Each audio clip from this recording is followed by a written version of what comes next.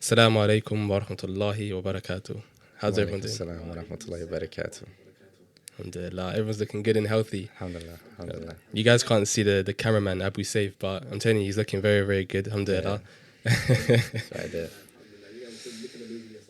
Subhanallah. Jazakallah khair. So how's everyone doing? How's Ramadan treating everyone this year? Ramadan's been good. Alhamdulillah. Obviously, us three, we've stuck together during Ramadan. Alhamdulillah. And yeah, I'm just really proud of everyone here, honestly. Allah Mubarak. But I do think there's more we can do. So inshallah, we'll make the most out of the rest of the Ramadan. I mean, inshallah. So, like what I was saying, number one, alhamdulillah, Allah gave me friends like yourselves, and I'm grateful for it, alhamdulillah. And Ramadan's been amazing. The masjid that I went to is just the best, and to enjoy that with my two brothers, I think I can't ask for more. This guy's making me blush already. Alhamdulillah. Honestly, I love you, man. Alhamdulillah. I appreciate the kind words. I think okay, I don't know. Do you guys want the short answer or the long answer? That's the real question. Go for it. Go for Long it. answer, yeah. I think Ramadan has been good. I've actually enjoyed it, and I think compared to last year, it's been a lot more sustained. The feeling I've had so far. Last year was like the excitement of actually starting to do Targe and like going to different masjids and things like that. But one thing I would say is at the beginning was a bit rough for me. Like, and I think what I've kind of reflected and pondered over was because when I was saying it to you before is that I was crawling like to Ramadan, like spiritually crawling. I would even go as far as saying, people who played Call of Duty, like I was prone, like I was barely even getting in there. Alhamdulillah, Allah's given me the opportunity to even get into the month. But the thing that I was struggling with is that I was doing all these good things, different ibadah and whatever I'm not going to get into, but I wasn't getting that feeling, that khushur. And even that softening of the heart, it wasn't coming yet. And I remember I was watching, and before I even get to that, but I just felt very, very down. So I'll leave the masjid after Taraweeh, I'll be like, bruv, I haven't got no good deeds from this. Like, I feel like I haven't benefited from it the way I wanted to benefit from. Or if I'm reading Quran and I'm trying to get my juz for the day done or whatever it is, I'm not feeling that softening. But then I remember I was watching this one lecture and the sheikh was talking to a student and he asked something around, it doesn't necessarily apply to me, but I think we can draw like some lessons from it. He was saying how, why do the student asked the sheikh, he's like, why do people still sin in Ramadan? And then the sheikh said to the student, go and turn off the fan. And then the student came back down and he said to him, the sheikh said to the student, look at the fan, is it still spinning? And he said that's what Ramadan is. Allah takes away the Shaytan, the electricity out of the fan, but it keeps spinning. And it takes time before it to completely stop and then for that process to finish. So obviously you can link it to Ramadan. I kind of linked it to how I was feeling. I came to Ramadan with a hard heart, with like not being in the best place. So it was foolish for me to even think that I would from day one, it would just be like fixed, True. So the hardest part for me was still going to Taraweeh and still going to doing these different things, even though at the time I wasn't feeling that excitement. And, alhamdulillah, like things have gotten so much better. So it was like a turning point. Yeah. And I'll say the turning point. It was funny. It was during Jummah and this one brother did his Shahada. I don't know if you remember it. The last Jummah. And I saw him, and I was like, wow, like, I could literally see him. I can see myself in him. And I was like, that was me like 3 years ago when I reverted. Yeah. And I was like, you know what? Relax. Yeah. But yeah, like, yeah, I guess. But yeah, it was good. Like when I saw him, I was like, okay, Taj. Kind of renewed your iman. Yeah, you know what I mean? Like, be kinder to yourself. SubhanAllah, there's two things, Yeah, go for it. Two things that I've always been taught is a lesson. A brother or sister that reverts, or someone's death. Right.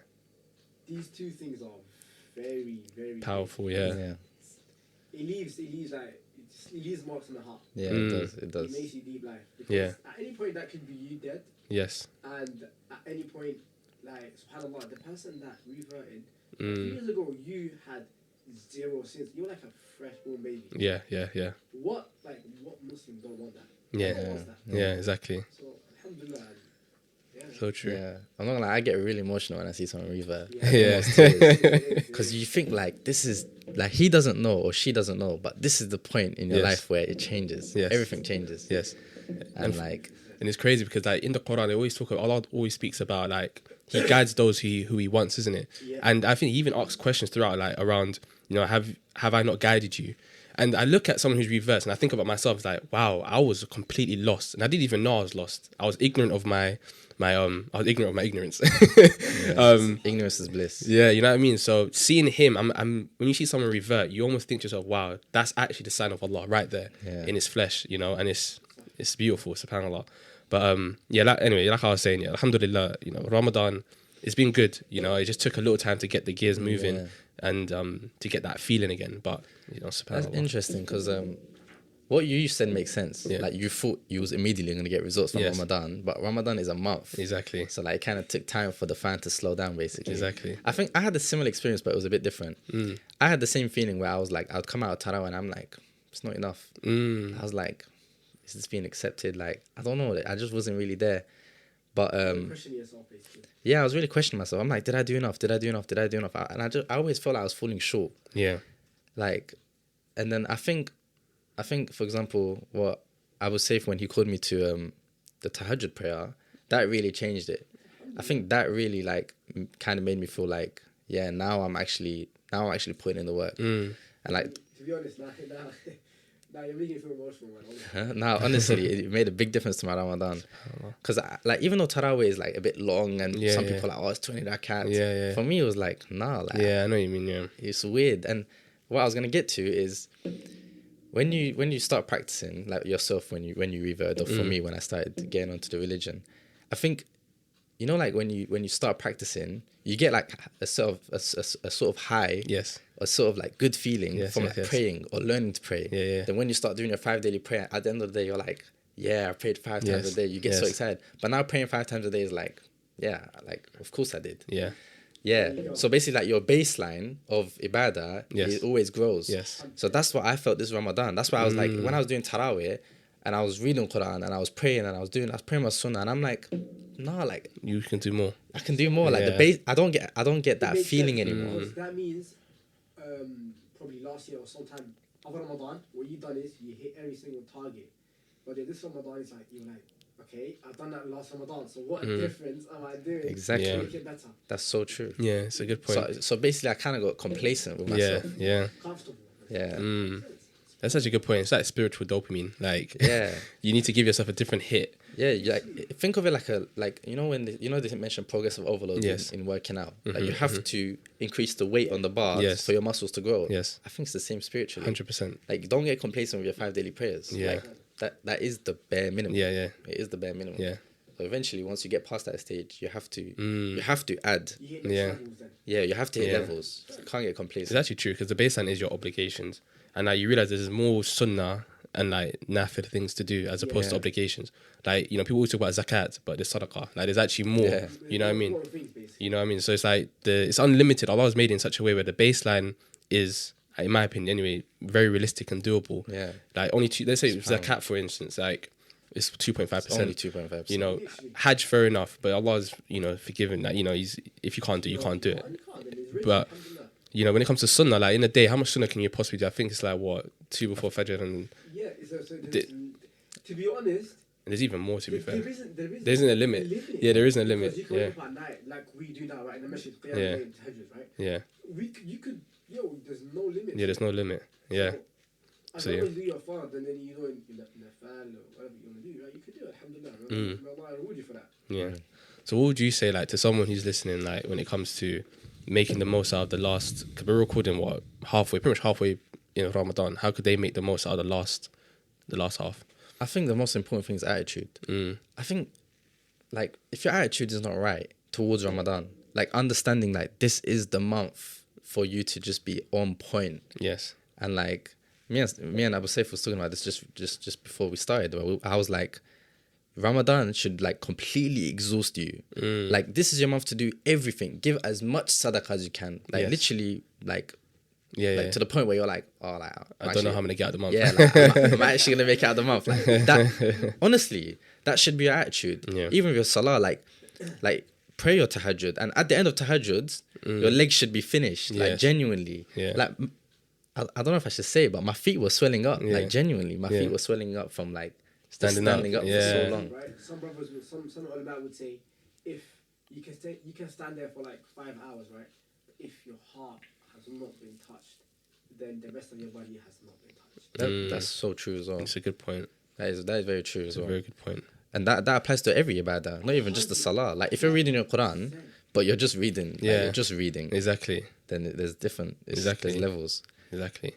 But so to answer your question, I think the most important thing is someone's attitude towards Ramadan. If you want to make the most, your mindset has to be right towards it. Right. Nah, I would say. 100%. I agree with that. But Yeah. also, I feel like attitude is the right thing, but then you need to know who your friends are. Because you can be the best of the best, right? But then people keep holding you down, they're pulling you down. So if you're gonna change your attitudes, that means people around you, all of these kind of things, bad habits, need to get rid of it. Yeah. Wow. That's a very good point. You know, the fact that you mentioned friends, because like, imagine I didn't have you beside me or you beside me to call me to whatever, and vice versa. Like the fact that we had each other is like it's mad. It's just, subhanAllah, everyone has, we don't know this, but I feel like everyone has his own target. Like, cool, I shout you guys for Qiyam al-Layl, right? Yeah. And all of us, like, subhanAllah, like, it's just Quran, like, Yeah. for you, Targe. And then with Fahih, he goes, our brothers, let's go Tarawih. It's like, everyone, subhanAllah, is like, Allah done this for a reason. Yeah, it's a good point. I think as well, like you said, I think I agree 100% attitude. And I think we're not saying that every person will be able to do Qiyamul Layl. I feel like, or like every person will be able to do 20 rak'ah. We'll get on to 20 rak'ah. There's actually something funny I want to talk about that actually. But anyway, not everyone can do these things. Or like, for instance, not everyone can read like 2-3 juz of Quran in Arabic every day. Like some people can't do that. But like I said, it's attitude. And attitude is very personal. Exactly. Only you know, and Allah knows if you're doing the right thing, and if you're doing enough. Exactly. You know what I mean? So, and I think attitude kind of links with intention in a way as well. Yeah. And like, let's say you genuinely have intentions to pray tahajjud, but for whatever reason you couldn't, for whatever reason, then inshallah Allah will reward you for that intention, or at least the right attitude. the right that's what I'm attitude. trying to say. Yeah. So I think that's really important. I think also when it comes, sorry, I cut you off there. I think I sometimes get confused, but when it comes to like Ramadan and prayer and stuff, this is what I believe. I'm not saying it's right or wrong, Go on. but I think coming late to the salah, or to tarawih or something, like I don't. If you're late for whatever reason, that's something different. But I'm talking like turning up just in time, or coming to Jummah just in time to pray, and missing the khutbah. That's what really I would want to tackle and like change one in myself, and then tell other people about it. Like really, like this is what I'm trying to say about attitude. It's like, are you actually trying? Like, are you actually trying? Like, why don't you come 1 hour early to the masjid, or straight after you eat your iftar, go straight to the maghrib, pray your maghrib, stay in the masjid until isha. Yeah. But this is the thing, like why don't we? Like, why don't we do it? It's like you'd rather like. I remember like after the first couple of days after iftar, I would sit and I was like, oh, I'm waiting for tarawih to start, and I'm like, why don't I just go wait at the masjid? Like I'll just be at home and just sitting, and then I just thought to myself, nah, like you can just go. Go. Yeah. I went to the masjid. I'll pray my 2 rakat, and then I'll just read Quran. Yeah. And I was like, this is a much better way to spend my time. Yeah. But like try and make it to the front rows, for example. Yeah. Like people like remember like the first couple of days of tarawih, the front rows were packed. Yeah. Straight away. Like right after maghrib it's packed. Yeah. So me and Taj are trying to get there. Now we go, and like it's literally empty until like 10 minutes before tarawih starts. Yeah. Well, we could say the same thing about Qiyam al-Layl. Yeah, that's true. I've been there for the masjid, right? I've been there for quite a while.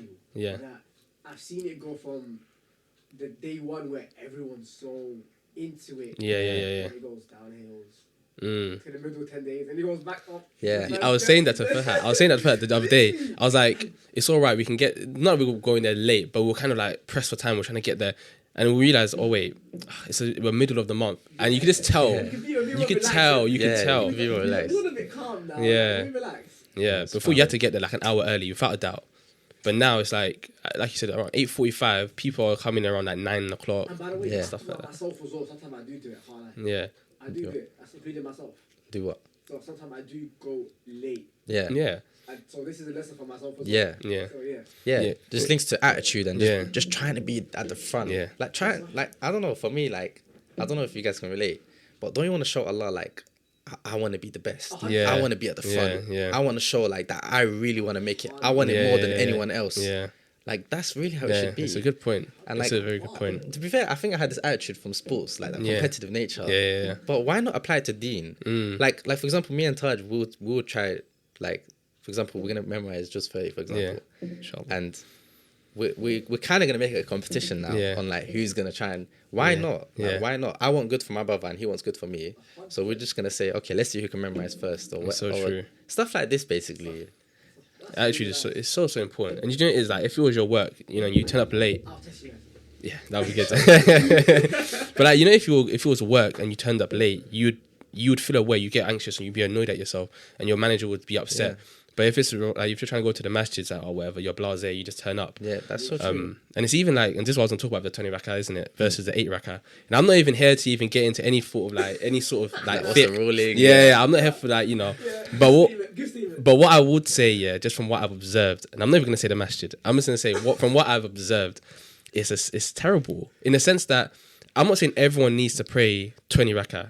Some people have work maybe 5 a.m. in the morning or whatever their situation is, fair enough. But to those guys, those brothers, yeah, and sisters as well, who are outside the masjid, who you've done the 8 rakah and you're just chilling outside.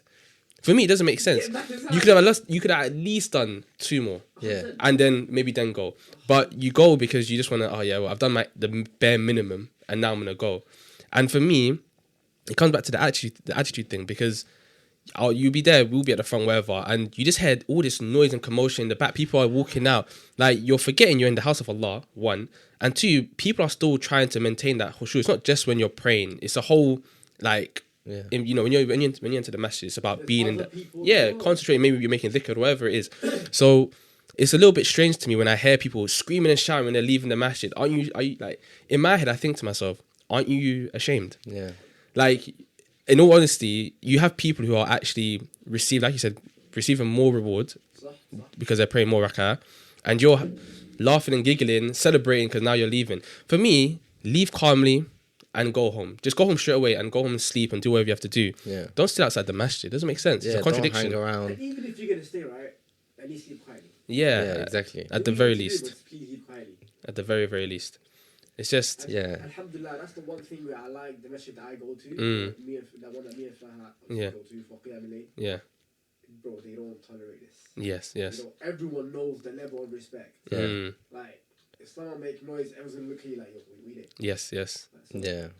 that masjid is based on that. And Yes. Alhamdulillah, I'm grateful for that. Alhamdulillah. Yeah. And I think, I'll let you go. Actually, I'll let you say, 'cause I think we're going to say the same thing. I genuinely don't like comparing masjids. Yes. But some masjids, like Allahumma barik, they do good jobs. Yes. And the community there are amazing. Mm. Like, I'm talking, like, Like, if we're gonna talking name, like- then Yeah. there's just some days where like when I mention attitude, Yes. like the brothers in certain masjids, the attitude is on point. Yeah, It's yeah. on point. And you can just tell. Yeah. But sorry to cut you off. No, go. I think the size of the masjid matters as well. This is a side topic. Because the masjid that we normally go to is a massive masjid. Yeah. So like out of like 1,000+ people, you're gonna have some Yeah, bad apples. yeah, That's yeah. what it is. Yeah, yeah. Whereas the a one good we go point. to for Qiyam al-Layl is much smaller. It's a bit more like, Tight knit. I don't know the word, it's a bit more like elite. Like it's a bit more like Prestigious a little bit more. But then, doesn't it also that link back to who kind of established that mission in the sense of who is the teacher there, Yeah. who is the ulama there? Yeah, it's Of the course. culture. Yeah. You know what I'm saying? Because if you see like like teachers, massive, well knowledgeable teachers, right, leading that mission, and they link to that mission, they're like, okay, this mission is serious. Yeah. They do halaqat weekly. They do this day Yeah. to day, like reminders, all this kind of thing. Yeah. You're gonna get attacked, especially from a talib al-ilm, a person of knowledge, that's seeking knowledge. It's gonna want to go there more because it's like, okay, yeah, that's very go true. there. Yeah. Like a talib al-ilm, as someone says, Yeah. person that's seeking knowledge. Yes. They go to these mosques, but then subhanallah, the masajid that are mostly give the knowledge out, these are very small masajid. Yeah. Yeah. Like, It's so true. subhanallah, Yeah. So true. if you look at social media, it gets packed up within seconds. Yes. Yeah, Yes. yeah, I remember last literally. year. Yeah. Seconds. Like people are sweating in that prayer mat. They're Yeah. sweating. Yeah. Yes. It's true. Yeah, it's true. And I 100% agree with you. Like, in terms of, like, the reason all the good brothers or sisters go to these masjids is because they facilitate for those brothers and sisters. Yeah. They do the dars, they do the, like Yeah. you mentioned, the reminders. And yeah, I think, 100%, that's a very good point. Like, who runs the masjid is very important. Yeah. Another thing about that 20 rakat thing is, I remember we normally pray front row, right? Yeah. And the other day we prayed back row. Back row is ghetto. Like, please, if you're serious about praying Tarawih, don't be back row, please. Like, that one day we were late, fine. It's not fine, but yeah. To be fair, it wasn't that we were late. Yeah, we weren't late. Yeah, we met were with just some having brothers. iftar with some brothers. Yeah. And then we went back row, and it's like you can't focus. Yeah. Because people get up and move. Yes. And then like someone covers their spot, and then it's like people are talking like in the back. And like normally the kids are at the back, which I'm all for kids in the masjid. All for. I don't even mind them. Like, they can make noise, they can punch me in my salah. I don't mind. Yeah. Right. But it's something to know that they're at the back. You know, if you're at the front, it's your time with Allah. Yeah. And another thing I saw, which really disappointed me, I don't even know if I should be sharing this because it's just not good. But I remember I was praying side by side with Targe, and the brother right in front of me, he was just sitting, not praying, right, on his phone. So you're like, my initial thought was like, oh, maybe he's tired or something after like 6 rakat or something. No, this is bad. I don't even want to speak about it, but let's just mention it. Yeah. He was sitting and he was on his phone, and it's like, fine, there's no problem, yeah? Tarawih, fine. But he's on his phone on social media. And then like,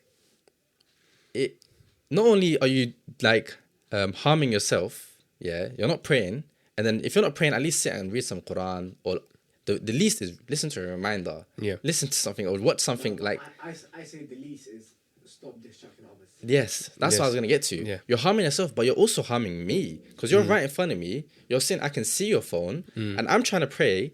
And I can't help but see what you're doing. And I got distracted, whether I like it or not. In my head, I'm thinking, what's this guy doing? I'm watching his phone in my salah. In my salah, I'm watching. I'm like, what is he doing? He's on social media. I'm like, raw mad. And I'm just trying to like focus. He's gonna say raw mad. Yeah, obviously, yeah. Nah. Yeah. And that's a good point. And I watched a bit, and then he was doing nothing, bro. Like, he was just going on Instagram, and then I saw him go on TikTok and just swipe randomly, and I'm just thinking like, brother, I think I wanted to actually after salah like grab him by his neck and be like, bro, like, what's wrong with you? Like, get it together. I think a lot. I was gonna say a lot of the time people feel like although the angels are taking note of who enters the masjid for attendance, it's not just about attending. It's about being there and doing things, isn't it? And I think, like you said before, it's attitude, and it's a shame. I do understand how like. No, actually, I don't understand. For me, it's frustrating. It's actually frustrating when you think about, as Muslims, we're like a brotherhood, and we have to not only think about how we behave just for ourselves, but how we impact other people. So you have to have that awareness of, am I doing something that's disturbing someone else? For instance, I'm trying to think of like a harmless example, but if, for instance, someone's praying behind you, move a little bit forward so when they're going to sujood, that your back doesn't hit them, or they don't have to worry about anything, or make sure that you smell good before you go to the masjid. That's so important. Little things like that. Make sure your feet don't stink. Little things like that, because when you get there, it's not only about you, it's about how other people are as well. So you have to care for other people. You have to. Yeah, that's a very good point. And then I think there was I don't know if it's garlic or onion. Yeah, I remember that the Prophet. The Prophet said, come to the masjid when you're obviously eat garlic or onions. Yeah. And that's the one thing I don't like. Do you know what it is? I almost forgot about it. What do you guys think about people going to the masjid when they're sick? Oh it my depends. god. Wait. I don't want to hear it. Depends. Wait. It depends. Okay, cool. It depends. Yes. How sick are they? What is their sickness? I don't care. Give me a little description. I don't care. Give me a description. If you're ill, don't go to the masjid. And I'll tell you why. Even if you have a bit of a sore throat, bro, you're affecting others. You're harming others. You might think, yeah, I'm fine. I don't care if you're fine. If you're fine, go pray at home. But you coming to the masjid and spreading it to me, the reason I'm emotional, just to make things clear. Yeah, I got ill, and like, obviously I don't know who it was, but basically brothers during the Tarawih was coughing and all doing all sorts. And I was disturbed, and then I got ill, and it broke my heart, because now I can't do my ibadah. Genuinely, like, it broke my heart a lot. So that's why, as soon as I got ill, I said, no, I'm not going to go to the masjid. I'm not going to meet the brothers. Because I said, like, because he's gonna get ill and then he can't do his ibadah, and it's like, why am I gonna do that to my brother? You understand? So I said no, I'm not gonna go, and I'm completely against it. Even if you feel a bit ill, I understand you want to do your ibadah, but bro, like, at the end of the day, if you harm your brother, like, is that ibadah even going to be accepted? Like, honestly, it's not worth it. Plus, I don't feel like you don't lose good deeds. If you're sick, we all know that Allah makes things easy and He blesses you and He gives you good deeds when you are sick. So it's not that, it's by force. Like, if you don't go to the masjid, you don't do tarawih, you don't do your qiyam al-layl or whatever it is, that, Ramadan's finished. No. Talking about that. Go on. The one thing that this is me myself back in the days, right? Yeah. And it's wrong for me because I used to miss my Fard Salah. I used to not attend to my Isha on time. And I'll come in for Taraweeh and I'll be so happy. Like, what am I doing? Like, the people that don't hit their 5 daily prayers on time and then are the first line in Taraweeh and Qiyam, what are you doing? Like, what are you doing? And this is me myself back in the days. Like, I was like, Wallah al-Azim, like, it's just really bad, but alhamdulillah, like, I've changed. Yes. I used to be like, Isha, like, I'll be getting ready, want to nice, all of that. Yeah. Because in my head I think, like, when I reach Tarawih, it's fine. When you get there on time for Isha, Fard prayer, and then I'll hit Tarawih. Tarawih is sunnah, like, I don't have to do it. Yeah, that's true. It's a good point. That's true, like, your priorities have to be right. Habit. Like, for Isha, if you look back behind you, the masjid is not as packed. If you look back, the second 2 rakat of Tarawih hits, it's packed. full. Yeah. I never noticed that. I never looked. Yeah, because the thing is, actually, to be fair, our Isha is not too bad, you know, at the place we go. Yeah. But it's a good point because at the end of the day, your obligations are the cake and everything else is a cherry on top. If you have no cake, there's no cherry. If you have no cake, there's nothing to put the cherry on top of. Before, right? They're saying, is there even point of you praying Taraweeh if your Fard's not on time? Yeah, 100%. Yeah, that makes a lot of sense. People, as obviously this is not my wording, but and I might say, what is the point of you praying Taraweeh and Qiyam al-Layl if you're not going to wake up Fajr? If you're not going to wake up for Fajr, do not pray Taraweeh or Qiyam al-Layl. Pray your Isha and go home. They said that. Yeah, it's priorities. Yeah, 100%. It's priorities. It makes sense. Yeah. That makes a lot of sense to me. So if they say that, why are we still here praying Taraweeh and Qiyam al-Layl first? Yeah, and I think it's very easy for people to think, Isha is just 4 rakah, but I have to make Tarawih, which is 20 rakah. No, bro.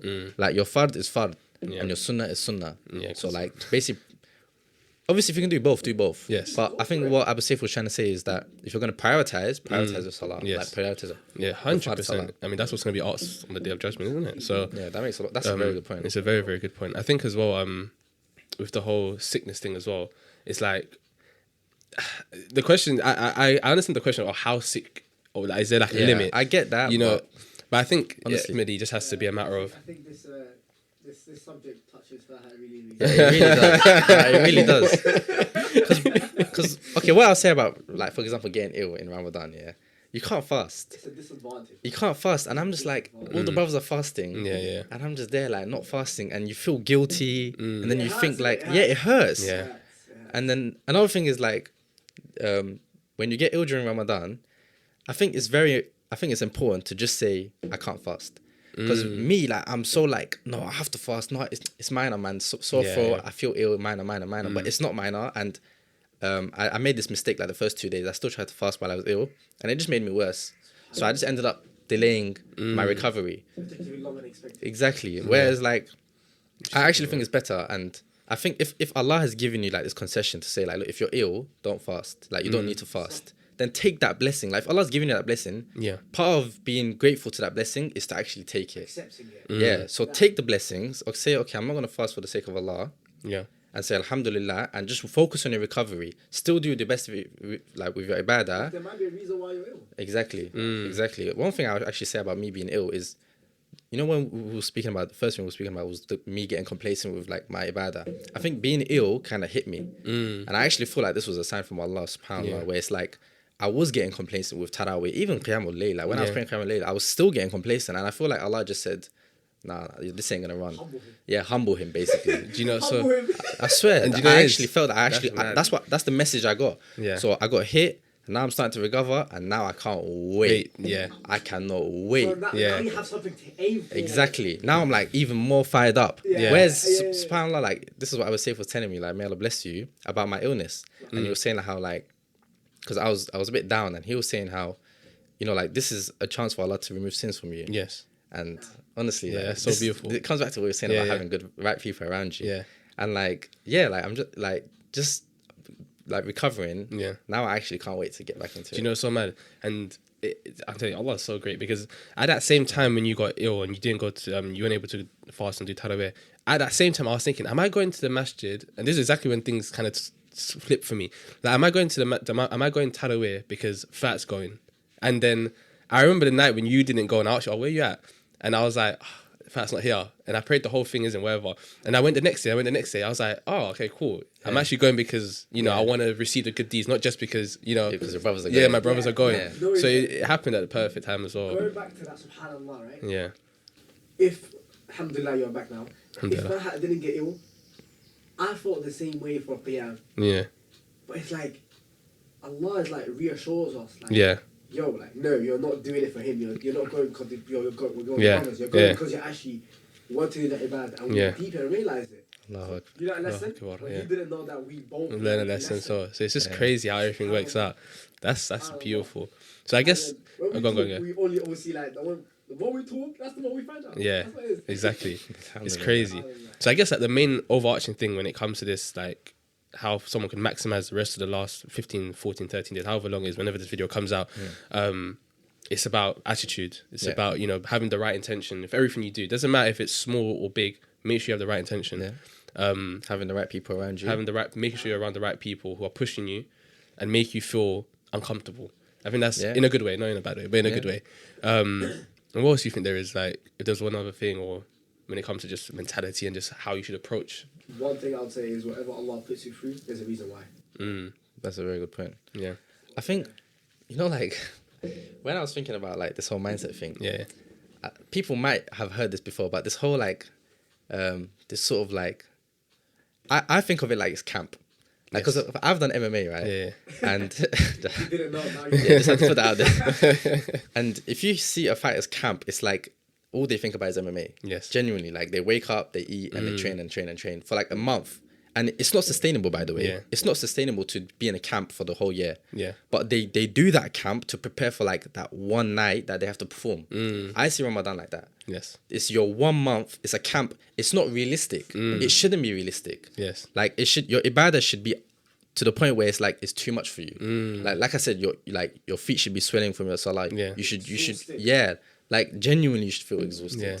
Yeah. So genuinely, That's a like good that's point. another thing in terms of maximizing your Ramadan. Have that sort of camp mindset, like that monk mode. Some people say. Yeah. Just that mindset where it's like, this month is my month. Yeah. Yeah.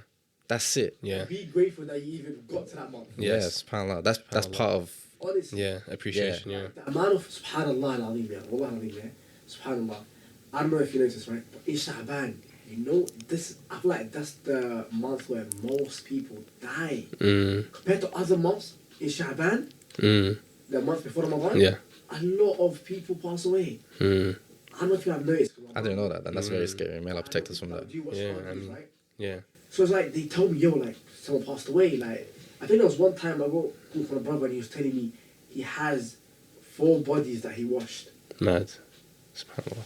It's Crazy. and And you know, you have like, it's almost in a weird way, you have a right, obviously your main right and your main obligation is to Allah, but you almost have an obligation to the brothers who didn't make it to this month, in a way where it's like, it might be your brother or your sister, whoever may have passed away, but like, they would have loved to have been in this month as well. So in a way, it's almost, if you go through the month and not doing everything or doing the most that you can do, it's almost like you're almost taking the mick. Yeah. You know, you're taking the mick out of people who weren't able to get there. It's actually being ungrateful. Yes. That's the definition of ungrateful. Yeah.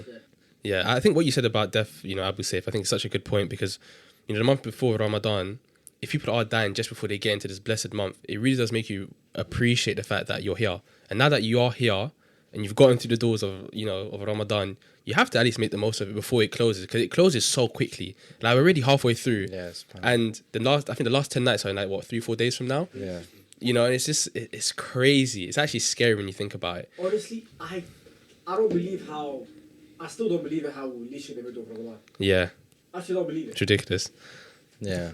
Because I put my hands up and say, yes, as much as I've done everything I need to do, I still could have done a little more. Mm. Yeah. To be honest, a lot more. Yeah, yeah.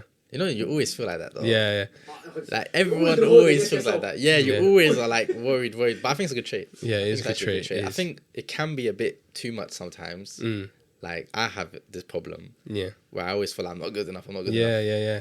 But I think it's good. It keeps me in check. It's good to keep Keeps like, me in yourself check. on Yeah. check, innit? Yeah, it's Yeah. that accountability. And do you know If it's you don't keep true? yourself on check, then you No one will. No one will. And Allah do you know, will on the day of judgment. yeah, it's true. And then it's too late. Yeah, it's too late. Yeah. You don't want to get to that stage. Yeah, Yeah. it's so true. It's so true. I think it can be toxic though, because that's why the beginning, first few days was so bad for me, because I started overthinking it and Yeah. like putting pressure on myself when I have to let things happen. Yeah. But how's gym been? Because I know this is a big topic. I know leading up to Ramadan, all the like gym fitness influencers, Yeah. they all start putting out their videos. Yeah. Oh, how to work out before, how to work out during Ramadan, or how to eat during Ramadan. I have to keep bulking. Yeah, yeah. That's me. You know what I mean? Leave me alone. Leave me to my ibadah. So did any of you take any of the advice they were saying, or is it just like, To be fair, I didn't see anything. I'm not on social media. yeah, But in terms of gym, like I don't know how, because we go together normally, but I think we went like together like two Yeah, times. yeah. Literally, like that's it. And I haven't been a lot really. I've been Yeah, like here yeah. and there. Yeah. And I might work out at home. yeah, Have you been going? here and there. Here and there as well. Here and what there. about you? Are you staying fit? 100% I stay fit. Like you're working out? Yeah, but I don't go to the gym. Yeah, that's So, calm. I do my pull-ups. Yeah, what do you call it? So alhamdulillah, like, now I'm starting to calisthenics. No, Yeah. So yeah, so I've got these like bars where I'm doing like these kind of like weird dips, and it's like Yeah. you know these like Yeah, Yeah, That's I know the best. that. You Yeah, know? it's best. Yeah, I actually think calisthenics bodies are the best 100%. because they're just aesthetic. And functional. And alhamdulillah, because I've got like a massive garden. My mum wakes up in the morning. She goes, "What are you doing?" Garden. There's a neighbour. I said gardens. There's neighbours next door. I'm like, we're not downstairs. Literally, Okay. What I was gonna ask you is what times are you working out? most of the time is right after Fajr. Right after Fajr? Right, Yeah. So I'll do my Quran until the sunset comes out. When there's light. You go. And how does that affect the rest of your day? Oh, Like, it do you gives get me thirsty? energy, it gives me energy. Interesting. Thirsty? Yeah, because it's the start of your day. Like this is what a lot of people are worried about doing their morning workouts. Yeah. Is like they will do a heavy workout and then they're thirsty from like 9 a.m. Or they're and they've got hungry, until yeah. like No. I don't do heavy. Yeah. yeah. That's the one thing. Yeah. That's the one thing you need to understand. You need to don't work yourself out where you're not able to fast. Yes. That's Yeah, yeah. ridiculous. Yeah. Do So a you just level do of- enough to just enough where, stimulate. Okay, the reason why I work out is just to feel good for myself. Yes. I want the ability. It gives me energy. It gives me more energy than that's what it is. It just gives me more energy. Yeah. And I want to keep working my day. So that's what it is. Do you know, it's a good point, because I think for me as well, I agree. That's exactly what I did as well. One thing you have to realize when you enter Ramadan is priorities. Obviously, your ibadah and all these things take precedent over everything else. So that if you are trying to fit in gym, and I think if you can fit in gym or some form of physical activity is good.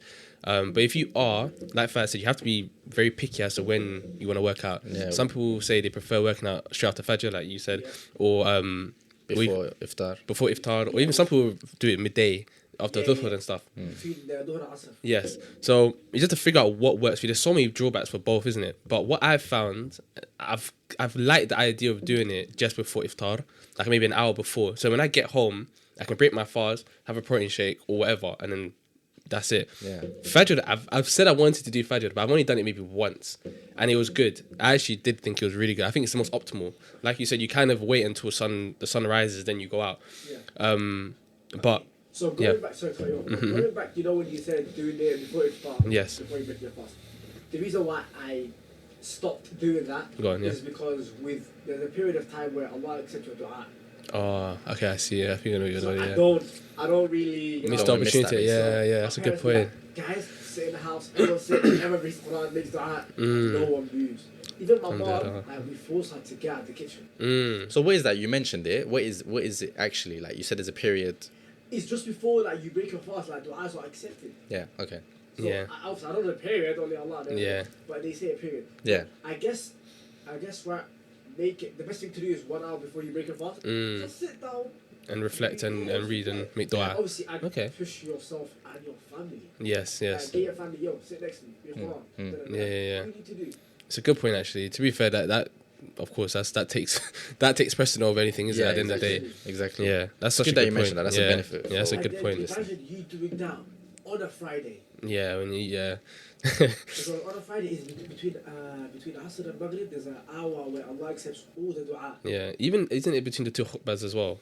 Yes. Yeah. Yeah. Me and Fel were speaking on this one time. You know how there's different things that increase the likelihood of your dua being accepted, like if it's raining and things like that. Last Qiyamul Friday Layl. night. I remember one time me and Fel were saying, imagine just creating the perfect situation where it's raining, Qiyamul Layl, Yeah. it's Friday, That's like like a guaranteed. super dua. Oh my gosh. Times 10. Times. But you know, it is like, what was I gonna say? Yeah. So when it comes to working out, I would just say stimulate. I drop back my volume, so I don't do as much sets, and I don't try to hit those high weights as much. I just get the body moving, get a little bit of a pump. It's hard to get a pump when you're in a fasted state anyway. You don't have no water or anything to like. But just getting the muscle working and the leave. Literally, I go there for maybe 30, 45 minutes, and I'm done. That's it for me. Yeah, 100% is more than enough. And look, it's only 1 month. Yeah. Like when you come out of, even if you're trying to cut or you're trying to gain weight, 1 month is not gonna like completely throw everything off. Yeah. You know, so long as you're not doing anything ridiculous. But it's, I think One thing I've actually mentioned about fasting is, as it's like 2 weeks in now, I've noticed that I've lost a bit of body fat. Yeah. So I'm just looking really lean Yeah, now. yeah. And another thing is it actually helped my skin a lot as well. Yes. I don't know what it is. I don't know like what the science behind it is. But since I've started fasting, my skin has cleared up a lot. Right. I don't know why. I don't know if it's because I'm not eating as much sugar. Like, I don't know if it's the fact that I'm fasting like long periods of time. I don't know what it is, but there's a lot of benefit in fasting. Oh yeah, there's a lot. There's non-Muslims that do it. Yeah. And Intermittent. they say, so everything we've been doing, everything the Sahabis, the Salafis Yeah. been doing, the Prophet Sorry. is good. So for us to be like, for example, have you seen something called miswak? Is that the thing that they use Yes. for the teeth? Yeah. Right? Bro, it's trending on bloody TikTok. Yeah. Now. When I see that, I just start laughing. Yeah. Man, you guys are so late. Man Like, what you guys doing? Like, come on. Yeah. And they're selling it for so expensive. Like, Yeah. you get that for like £1.50. Yeah. Yeah. You're making money out already. It's crazy. It's absolutely Yeah, crazy. Maswak is we've started using Maswak. I haven't used it for a while now, but Maswak is actually. Bro, the first time I used mad. it, I sent Fat a picture. Yeah, I was like to him, bro, this thing smells off. Like, is it right? What's going on? And I thought it was moldy. It has like the little things. I was like, is this, bro? I don't know. I used know how to do it. Yeah, bro. so You guys- Bro, he has a picture. No, we're putting the picture. No, please, we're gonna put the picture. Yeah, on the I'll screen. find it. Yeah. Bro, it's so funny the way he's done it. Yeah. Oh my gosh, it was so funny. I cut some big pork. But anyway, I'll show you. Yeah. It'll Nah, be may there. Allah It'll bless be you. here That somewhere. was really good. Oh, actually, another thing I wanted to mention is like to do with gym is like your diet. Yeah. Like, what are you guys actually eating? How much are you eating? Yeah. Like for me, like I have very fast metabolism, so for me, it's like I need to eat. So I kind of have this schedule now where like I eat iftar, then I eat after tarawih, then I eat before qiyamul layl, and then after qiyamul layl. Yeah. So you're getting everything in there. And the thing is, like, sometimes like the ibadah is long, so I don't really have times to eat. Like, yeah. it's a bit weird, Yeah, but yeah. like it's just about I feel like it's scheduling worth it and it. planning it. Oh, 100%. Yeah, it's worth it, yeah. Anytime, like, sometimes when we got our brothers and that, it's like we don't have time to eat because we're chilling or we're doing ibadah sometimes. Yeah. Or sometimes we travel so far that by the time we go to the next masjid, we Mm. don't have time To eat. eat. Yeah. And I'm down for that. Yeah, Like, 100%. let me starve, man. That's what it is. Remember, me and him, yeah, it was for Maghrib. We went and got food, and we're eating outside the masjid in my car. Yeah. Like, just so we can catch the Yeah, prayer. yeah, like, yeah. and it's like, And yeah, it like, felt good because Yeah, we're the yeah, first people. yeah, we're front line. It felt good. It felt amazing. I can't lie, it feels good. Comes back to attitude. Yeah, it does. Oh, also, actually, it came Yeah. to my mind now. One thing that I kind of want to Yeah, talk like go point on. out.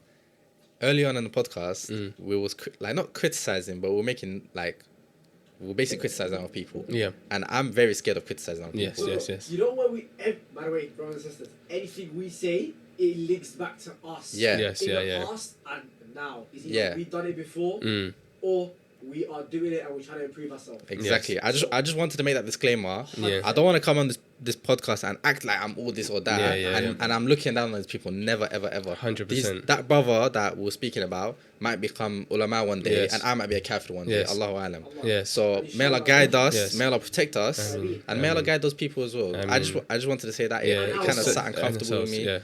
So yeah, just a little. It's disclaimer. such a good point because we're making a point about the 20 rakah, 8 rakah. Yeah. How do I know? Because I did get up at one point for 8 rakah as well. Exactly. So it's Exactly. like, we're not trying to. So let's say alhamdulillah for where Yes. we are. May Allah guide us Alhamdulillah. even more. Alhamdulillah. And yeah, may Allah guide the Ummah as a whole. I mean, And forgive our sins. Okay, one more question. Going back to the khushu' part of Yes. the, what do you call it, salah.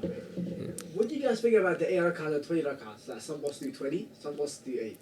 I know my answer, but I wanted to know what you guys answer. So you want me to give like a fatwa right now? No. Basically, like, what do you prefer? Oh, what do I prefer? By the way, guys, this is just me asking, brother. Okay, I want to ask you something. For them. 8 rakat versus 20 rakat. Yes. Are you saying that they're the same time? Like they're the same time? Like they're both 2 hours, but one does 8 rakat, one does 20 rakat. Is that what you're saying? Or are you saying the 20 rakat is longer? No. So you guys are going looking at it too deep, right? So, Okay, go on. 20 rakats, Yeah. 8 rakats, they do the exact same. Yeah. Yes. Right? Yeah. However, some mosques do 20 because that's the Prophet ﷺ, they used to do, how can I say it? I think they used to do the 20 more than the 8. Mm. They used to do the 20 Yeah. more than 8. Yeah. However, Yeah. Inspect the camera. Oh, you guys gonna let that slay?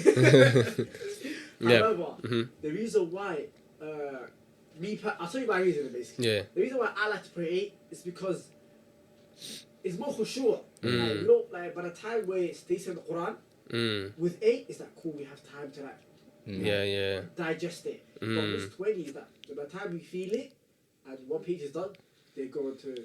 It's actually it's a good point because I have felt that before where it's like maybe I'm just activating my khushu', like, I'm just getting it, Yeah. and then now it's saying And kafiru, and then Yeah. Allahu Akbar. I'm like, and then like okay. heartbreak, But but with 8, it's like you know they're not gonna stop. yeah. So they play 8, it's like, okay. Yeah, I mean, I That's don't me know. personally. I don't know. I don't know. Yeah, I wouldn't And say one's I- better than the other, but I think you make a good point, yeah. Sah? and I kind of lean towards you. Okay. But what I will say is actually you can make a case that the 20 rakat actually allows you to have more khushu'. Why? Because in one rakat it's a long recitation, right? And some people might zone out. Yeah. Whereas if they're constantly doing ruku and sajda, it's like Yeah, ruku sajda Okay, up. they're Quran. awake. Yeah, they're more awake. Okay. So there's definitely both sides to it. I personally, I don't have an issue with listening to Quran and losing focus. So I prefer 8 rakat. But I understand someone that they might have like ADHD or something, and maybe the 20 rakat is better for them. Sah? It's a good point. So I guess it's just preference, That's really. why I'm asking you guys. What's your I think my preference is 8 rakat. I kind of like the long Yeah. standings better. Sah? Yeah. Probably say 20 then. I'll go for 20. I'll go for You go 20. for 20? Yeah. I'll go for No, but are 20. you just saying that? Or No, I'm is going it for 8? 20. Yeah, I'll go for 20 because I haven't experienced 8 like in that way anyway. So I would say I prefer 20. Makes sense. Another thing as well. And I know we're going off the topic of gym, but one ibadah that's very interesting and it kind of made a big shift for me is like zakat and sadaqah, and I feel like if you want a short fire, quick way to just have a boost of your iman, I think that's one of the best ways to do it. You can literally buy your iman, like It's actually true. yeah, Basically. you know what I mean. So it's like, and I'm not gonna give personal experience, but from what I've experienced, it's like, you leave once you have those comments, especially when you do it in front of the people in the masjid, like the people are speaking or whatever, and then they say, oh, they're giving you all this dua, they're saying, oh, may Allah bless you, and they're saying, oh, may Allah bless your family and all that, and they're so happy, they're so jubilant because you're helping their cause. You leave the masjid thinking, wow, like I've done something good. I've made use of the blessings that Allah's given me to help other people. The only thing I would say, and I'll ask you guys after you give your point, but how do you feel about giving charity in front of other people in the masjid? Because That's a great topic. I have my own personal thoughts around. Sometimes they will do the talk and everything, and then they'll be at the back, and I'll walk past them, and I'm like, I just don't want to give it to you there. I'll give it inshallah, but not now. I'll give it when I'm by myself, and yeah, I know. I'll give you something to help you that, because I had that problem, and what I would do is before I go to the masjid, I'll put like a tenner or something in my pocket, so that way on my way out, just whoop, quick quickly, one. no one sees, no one yeah. else to How see much it. you put in your pocket? Thank you very much. Yeah, if you want to rub me, if you want a tenner, then come, or whatever. You Yeah, wanna yeah. put. That's Yeah. one way you can do it. That Yeah. if you're worried about your intentions. Yeah, But yeah, I'm with you. Yeah. I genuinely don't like doing it in front of people. yeah. But I also think it's not that bad. It's not. Yeah, I understand you're trying to protect your intentions, man. Yeah. Bless you. But another thing I'll say is, I always had this problem, right? Yeah. Where it's like, yes, you want to protect your intentions, but what about you doing it in front of other people? Yes. So it motivates other people to do it. Yes. You understand? Yeah. And I've always been in the middle where I'm like, like let's say I want to do an ibadah or charity. I'm like, I want to protect my ibadah. I want to protect my intention. I'm doing it away from the people. Yes. But then it's like, one, no one knows I'm practicing. Yeah. And that doesn't matter. I don't care. I do it for Allah anyway. But two, it's like, you kind of want to spread it. Yeah. Like, I'll give you an example. Miswak. Yes. I do miswak privately. Why don't I do it publicly? And spread that sunnah. Yeah. It's because one, it's like, I'm just doing it to just brush my Yeah, teeth, right? yeah. But two, it's like, part of it should be like, if I'm at the masjid, do it. Yes. Maybe a young kid will come and say, oh, what's that? Yeah, and I'm yeah, like, yeah. oh, this is actually the sunnah of our Messenger, sallallahu. And it's like, it's about spreading that. Yeah. So That's a good, I'm very, very very, stuck very good between protecting your intentions, Yeah. but also like spreading good and like doing it public. To be Yeah. honest, I feel like I have a balance. Yeah. Yeah, it There's does. certain times where I do it, and there's certain times where I don't do it. And most of the time, when I do it, I do it with, let's say, for example, this message is raising a charity, and I'm with brothers next to me, I'll be like, your brothers, are you guys are tripping, whatever, trying to raise it. They'll be like, cool, bow. Yeah. That makes sense. That's actually like the proper way of getting the brothers involved. Yeah. That's me, and I think we've done that before as well. Yeah. With certain brothers, like mission we go to, we do that, and even if they back out after, that's not a problem. Yeah. As long as I told you guys, you had the intention, the Lord ruled you, like, you know what I mean? Yeah. That That's a makes good sense. point. It's a very, very good point. You know, another thing is like, Yeah. actually, another thing I want to mention about sadaqah Yeah. is actually donating to your masjid. Yeah. And I feel like this is so underrated. Yeah. And for me, my mentality when it comes to donating to the masjid is they provide you with a religious service. Yes. Like they have an imam, they clean, they take care of it, there's bills, all this, that. Yeah. And you just want to walk in, use that facility and walk out for free. Yeah. Which is, there's nothing wrong with it. Yeah. But don't you feel uncomfortable? I feel uncomfortable Yeah. kind of being like, Stealing a service. yeah, man's just going to use your mat, use your space, Basically. use the imam, etc., and just walk out without even actually, like, forget all the benefits of, like, building. Appreciating it. Yeah, you have to appreciate it. But donating to a masjid will build it, it will make it better, it will build that community. They can do better services. They might be Yes. able to now do dars and stuff like that, Yes. which is lessons. But, yeah, like, for me, I think it's very important to actually contribute to your masjid. Yes. Some people would say, what do they say, Allah? The message belongs to Allah, so whatever I do doesn't concern me. Honestly, some people would say, whatever I do to the message, if I give or don't give, it doesn't concern you because the message belongs to Allah. So what are they trying to say? So they're saying how like they don't need to give because They don't Allah need will to take give care this of it essentially. because it belongs to Allah. Oh, Yeah, yeah, yeah. but come on, like, there's It's allowed. fair, but not fair. No, Yeah. it's not fair. What do you Yeah, mean like, fair? what the hell? It's religious, like No, I understand they're saying like, yeah, like Allah genuinely will Yeah. take care of the masjid. Yeah, Yeah. that's not really fair. And he But needs brother, these like, people to take care of it, so Yeah. be grateful. yeah. to them and Yeah. them. Or for example, like in Tarawih and in Ramadan, they give water. Yeah. They give dates. They give all this, and you're just gonna consume, and not even give back. Actually, wait. If the people on the house, then cool, maybe don't pay. But if you're using Allah's name and yet you don't want to pay, that's even worse. I'm just keeping it now. Yeah, it's true. It doesn't make sense. It's ridiculous. I think, yeah, fair. That's a good point because I'm even sure that when it comes to zakat and sadaqah and stuff like that, there is an emphasis around helping your community first, isn't there? Like you help your home, you help your community, Yeah. and then you branch out. Yeah, So you have to like, of course, when you take care of your affairs, when it comes to at home, people in your house, you have to be looking in your community. You know what I mean? You have to help that thrive. And I think one of the imams the last time was during the khutbah, he was speaking about how like you don't realize how that one little piece of £10, £20 that you give to the masjid affects, generations moving down the line. Because like you said, they might start doing lessons there or things like that. Yeah. And now there's like ulama, there's some people who come from that. So you just don't know. And that's why I said about zakat and sadaqah being like one of the best ways for you to just gain that iman. And also one of the easiest ways to have like that. Everyone talks about investing. When you're in the grave, this is one of the best things you could have, just be accumulating in the background. Have you know, right? So the best investments to do is give a Quran to the masjid or to Wheelchairs. a person. Yeah. And honestly, that's gonna get passed down.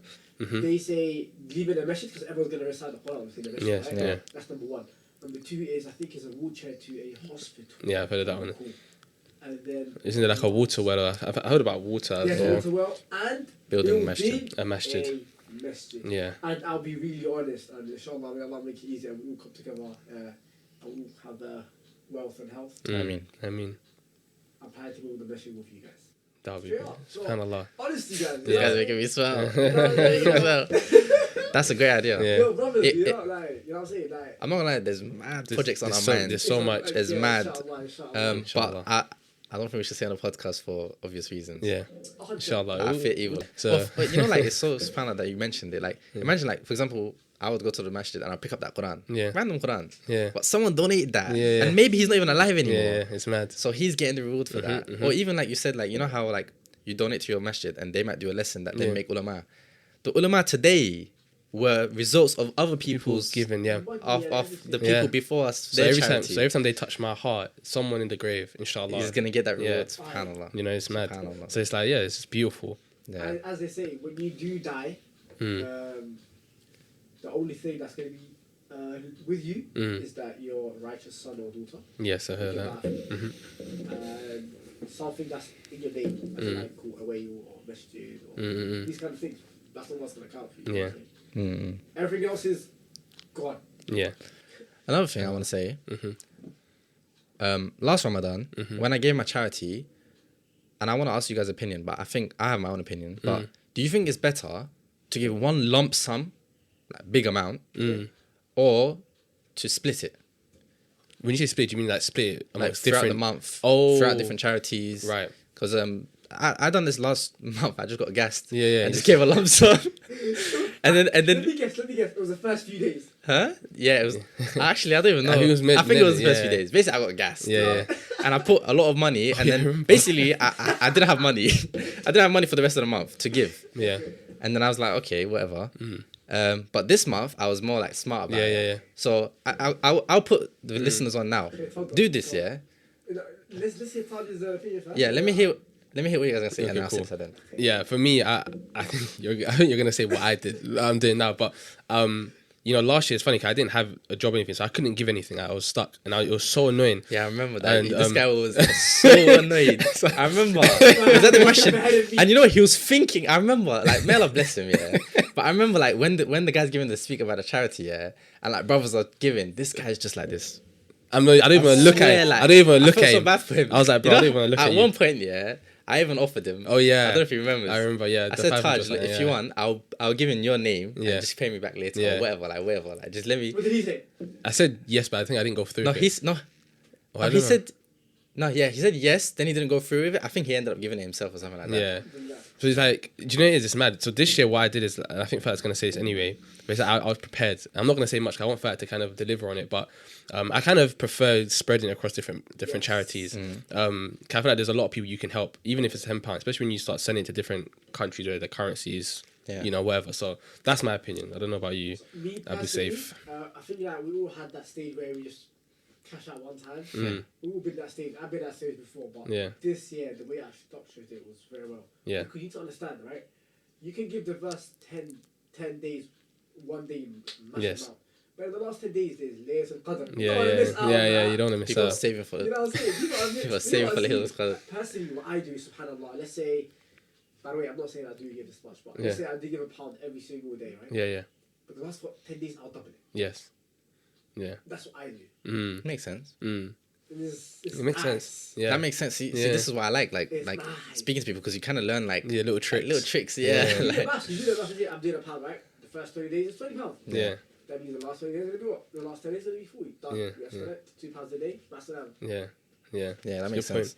What were you I think gonna- what I was gonna say is plan your charity. Yeah. Like, don't just turn up to the masjid. The guy did an amazing speech. It moves your heart, and then you're like, oh, I don't have cash, or I Yes. don't have my card. Like, bro, like prepare for it. Yeah. Genuinely prepare for it. Or like carry cash on you. Like that's what I do now. I Yeah. just put a 5 or a 10 or whatever in my wallet. I just take it, put it in my pocket on my way out, bang, quick. Yeah. Just a little trick. Yeah. So every day you're putting a 5 or 10 on. Something, yeah. If you don't have 5 or 10 or whatever, £1, Yeah, two- £1, 50p, it doesn't matter. Yeah. But always have something in your pocket Always. to To give. Yeah. Yeah, or carry your card with you and just make it a habit to always give every day. Yeah. And just watch it compound. Yeah. It's gonna be amazing. It's crazy. I think that's such a good point. And it comes back to attitude because even before Ramadan, and I know it's too late to say this now, inshallah we make it to the next one so we can implement it. But what you call it? It's like preparing where you put aside a certain amount of mind that you want to have for Ramadan. And like for me, I kind of knew because I knew I didn't give anything, I didn't give enough last year. I wanted to make sure I was blessed with a job. Allah made things easy for me when it came to that. I said I'm gonna make sure I give. So I made sure I'd planned X amount of money that I'm gonna be giving. So over the month, like you said, is giving it to as many different charities as possible, helping different people. But yeah, such a good point about just having cash on you. Yeah. You can just drop it in there. Just have cash. That's the best. And you can protect your intention. You can just quickly throw it in there. Yeah, No one knows. exactly, Yeah, it's a good exactly. point. It's a very, very good point. I don't know how long it's been, but I think we should wrap it up there. Yeah, Honestly. I was going to say, It because was we can very speak good. about for so long. Yeah, we can speak for more. And there is more that we actually want to speak about, yeah. but we need to go. Yeah. So I think we'll wrap it up there. Is there any last things you guys want to mention?